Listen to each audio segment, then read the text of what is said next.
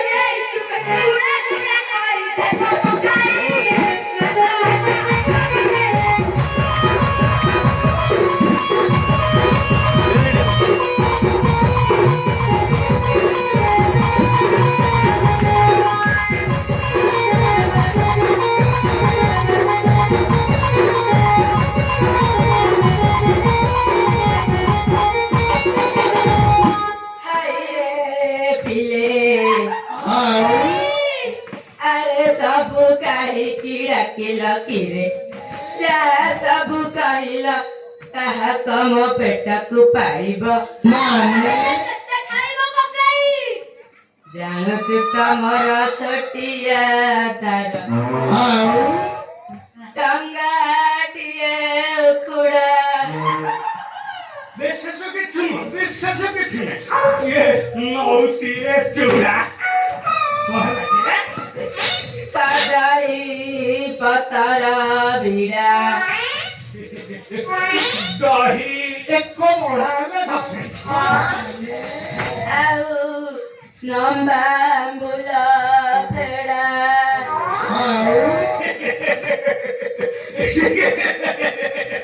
आज वो केना ही गला ने एड़ो बड़ नंबर कौन सका ठरा पीढ़ा कहा एई गले एई कके इता पूरा छिड़ा जिनिस कौन कहना जिनिस हउची हाउ आइला कण आनिचा देखिबा आए ककेई एइटी कोना नानुच राजबाटी गले चा खाइबो ताहा मिलिबो आई रे पुआ ककेई राजबाटी की काहे की जिबा की रे तमे कोन जाना की राजबाटी रे बड़ रामचंद्र राजा असंती हाय मति काहे निमंत्रण करे को कहले तमको कोना दिकी आई रे पुआ रामचंद्र गजा दौसंती अहिले मते हेराको भन्न ननु जाउची ओके से कौन पढ़िले तो ना बुद्धि लंगी ଜିନିଷଟା କଣ ମୁଁ ଜାଣିପାରିଲିନି। କେଲା ବୁଢାକୁ କେମିତି ବୁଝେଇବୁ କି ରେ? ଏ ଶୁଣେ, ଏ ରାମଚନ୍ଦ୍ର ରଜା ରଜା ହଉଛନ୍ତି ନା ହଇରେ ରାମଚନ୍ଦ୍ର ଅଣ୍ଟା ଦଉଛନ୍ତି।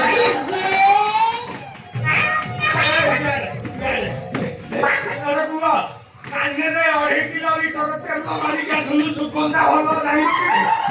ଆରେ ରାମଚନ୍ଦ୍ର ରଜା ହଉଛନ୍ତି।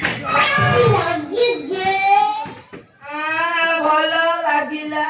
ଆରେ ଜିନିଷ କଣ କହୁନା? ହଇରେ ପୁଅ, କୋଉ ରାମ ଅଛନ୍ତି କିରେ? ସେ ତ 14 ବରଷ ବନକୁ ଯାଇଛନ୍ତି। ସେ ବନକୁ ଗଲେ ଆସିବେ ନାହିଁ। ଆଜି 2 ଦିନ ହେଲା ଆସିଲେଣି। ଆଜି ତାଙ୍କର ଅଭିଯୋଗ ଆମକୁ ଭୋଜି ଖାଇବାକୁ କଲ୍ୟାଣ କରିବାକୁ ଡାକିଛନ୍ତି। ଚାଲ ଚାଲ ଶୀଘ୍ର ଯିବା। ଆଉ ତାହେଲେ ବିଳମ୍ବ କର ନାହିଁ, ଶୀଘ୍ର ଶୀଘ୍ର ଚାଲ। ଆସ ଦେଖି ଯିବା ହୋ ମାଇନା ରାମ ହେବେ।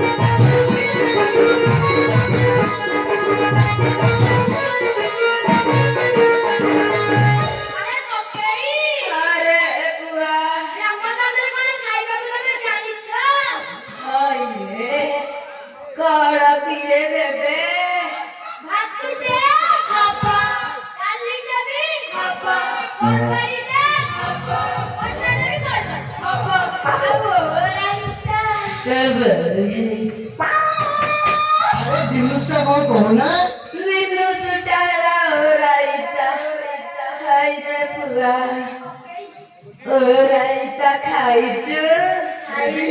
सुने नहीं हलदी गिना माने अरे पुआ रामचंद्र तो बड़ बढ़िया लोक शुणी कौन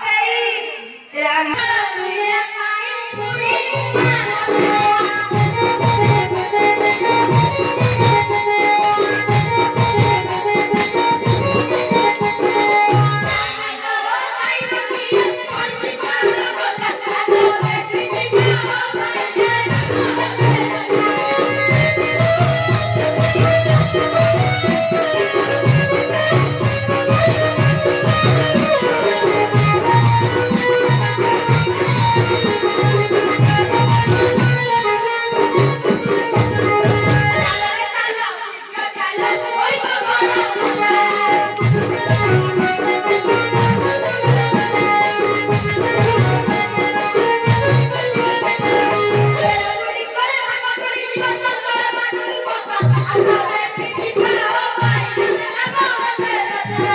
you.